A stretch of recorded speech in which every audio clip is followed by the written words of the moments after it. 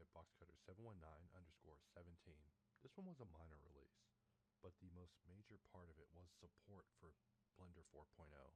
Blender 4.0 was a major change, but it wasn't as major as we thought it was.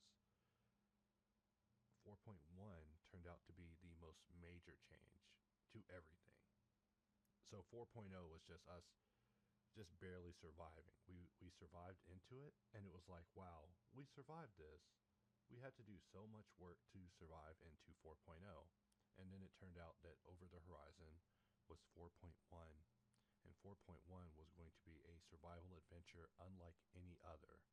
So there's not really anything feature-wise to demonstrate, but just to really set the tone for what was going on, 4.0 was intense, and 4.1 was going to become